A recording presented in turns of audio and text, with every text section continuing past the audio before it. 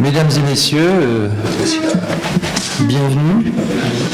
Alors nous allons ouvrir cette séance qui s'intitule « Les nouveaux orthopédistes », tout un nouveau paradigme, donc bienvenue aux nouveaux orthopédistes. Alors vous voyez, n'ayez pas peur les nouveaux orthopédistes, il y a un certain nombre d'anciens qui sont là. Mais soyez les bienvenus, en tous les cas, merci d'être là.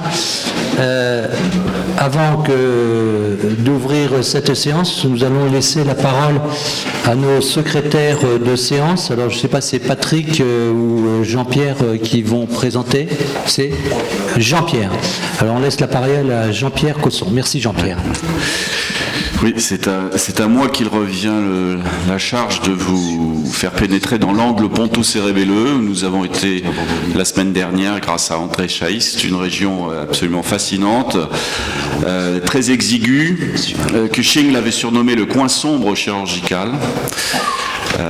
Mais depuis les années 90, les choses ont changé grâce à l'endoscopie. L'abord de cette région est désormais quotidien et il permet de traiter un certain nombre de pathologies tumorales ou fonctionnelles et on va y revenir.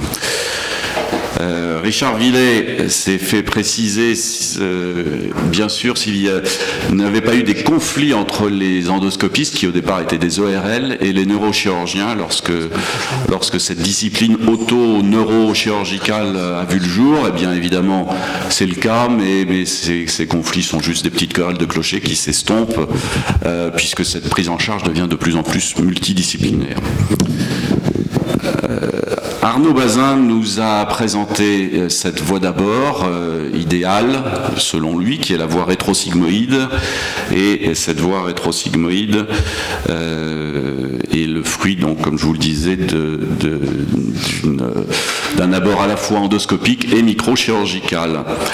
Elle se fait après repérage du sinus latéral, en arrière du sinus sigmoïde, et fraisage de la boîte crânienne, un fraisage qui est de la taille de la phalange du pouce, qui permet instantanément, enfin presque, après avoir effondré les citernes arachnoïdiennes et gentiment abaissé le cervelet, d'explorer les paires crâniennes. On voit ainsi très bien les nerfs mixtes, le paquet acoustico-auditif et le nerf facial. Pourquoi je ne descends pas? Je n'arrive pas. Voilà, pardon. Ces avantages tiennent dans la rapidité d'exécution, il faut 30 à 45 minutes pour y accéder, dans la qualité de l'exposition et dans l'absence d'agressivité de la voix, ce qui permet de se passer de réanimation post-opératoire. Elle respecte les structures de l'oreille interne, elle n'entraîne ni surdité ni trouble de l'équilibre. Elle peut s'effectuer sans traction cérébelleuse et ainsi sans séquelles de contusion ou de névralgie résiduelle. Au CHU de Reims, dans l'équipe de Chaïs, 816 patients en 15 ans en ont bénéficié avec une mortalité de 0,3% et une très faible morbidité. Jean-Jacques Kléber nous a détaillé ensuite le traitement chirurgical de la névralgie faciale essentielle, névralgie trigéminale, qui peut être absolument horrible lorsqu'elle est rebelle au traitement antalgique, ce qui est le plus souvent le cas. Une solution chirurgicale peut être proposée lorsque l'IRM de haute résolution a montré avec une bonne fiabilité la présence d'une artère compressive sur la racine du 5. Le traitement va donc être à ce moment-là une décompression trigéminale microchirurgicale, c'est-à-dire en fait en pratique un débouclage de la boucle d'olico-artère qui vient taper sur le nerf et instantanément le patient va être soulagé. Idéalement, ce débouclage suffira. Parfois, il faut interposer une petite plaque de téflon qui a la particularité d'être isolant entre cette boucle artérielle et le rameau nerveux. Les tentatives de traitement endovasculaire, comme l'a proposé Xavier Martin, sont vouées à l'échec encore aujourd'hui, car il s'agit de vaisseaux de trop petit calibre et surtout il s'agit de vaisseaux fonctionnels, qu'il est donc exclu d'obturer. Xavier Dubernard nous a ensuite parlé du spasme de l'hémiphase, qui est une pathologie qui peut être très handicapante. Il nous citait l'exemple d'un médecin qui, en consultation, clignait de l'œil à tous ses patients, ce qui, bien sûr, pouvait prêter à confusion. Quand il leur disait « allongez-vous » en leur clignant de l'œil, c'était pas forcément une bonne idée. Et là encore, il s'agit d'un conflit vasculaire entre une petite artère locale et le nerf facial, avec donc cet impact pulsatile quotidien sur le nerf qui peut générer ces hémispasmes très handicapants. Voie d'abord rétrosigmoïde, on identifie le 7, qui est plus profond, il est un peu caché derrière le 8, et à ce titre, c'est là encore où l'endoscopie prend toute sa valeur, parce qu'elle va permettre d'aborder complètement cette racine du 7, de déboucler l'artère responsable et de mettre en place un petit isolant en téflon. 88 à 95% de bons résultats immédiats avec cette chirurgie, qui est donc extraordinairement efficace. Le téflon, pourquoi? Parce que c'est isolant. On n'a pas trouvé meilleur isolant à ce jour, en tout cas dans cette région.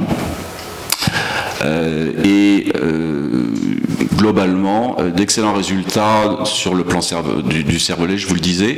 On pourrait se poser la question d'abaisser la pression du cervelet avant d'ouvrir, avec une ponction lombaire éventuellement. C'est une question que s'est posée Richard Villet. En fait, ça ne se justifie pas, sauf en cas d'hypertension intracrânienne préopératoire. Bien sûr, il faut étanchéifier la diumère en partant et éviter ainsi les fuites de LCR, comme le soulignait Philippe Marr, et il faut donc une suture qui est associée à une interposition musculaire. Xavier Dubernard et Arnaud Bazin nous ont ensuite successivement parlé de la chirurgie du neurinome du 8. Xavier Dubernard nous précisant à quel point l'endoscopie était fondamentale dans cette chirurgie, parce que, à la différence des débouclages qui sont des manipulations relativement simples lorsque l'exposition est faite, la chirurgie du neurinome, chirurgie tumorale, va pouvoir nécessiter d'aller jusqu'au sein du conduit auditif interne pour énucléer complètement ce neurinome, et l'exposition est là grandement favorisée par l'endoscopie. Arnaud Bazin nous précisait une particularité anatomique de cette région. Lorsque le golfe jugulaire est important, il y a un risque hémorragique lors du fraisage. Il est évidemment fondamental de le diagnostiquer en préopératoire grâce à un scanner avec coupe fine osseuse. Et là, des astuces de technique de fraisage vont permettre d'éviter de fraiser le sinus. Xavier Martin, enfin, concluait cette séance en parlant de l'apprentissage, qui est évidemment, on l'imagine, délicat. On lâche pas un interne la fraise comme ça du jour au lendemain. Il faut un enseignement sur cadavre, un enseignement sur des structures synthétiques, et puis des modules d'enseignement théorique robotique qui sont en cours de mise au point. Voilà, je vous remercie. Merci. Merci infiniment Jean-Pierre, et merci à nos deux collègues qui font ainsi le résumé des communications présentées lors de la séance précédente. Y a-t-il des observations ou des ajouts par rapport à cette excellente présentation? Je vous remercie. Nous considérons donc sur le plan statutaire que tout ceci est validé.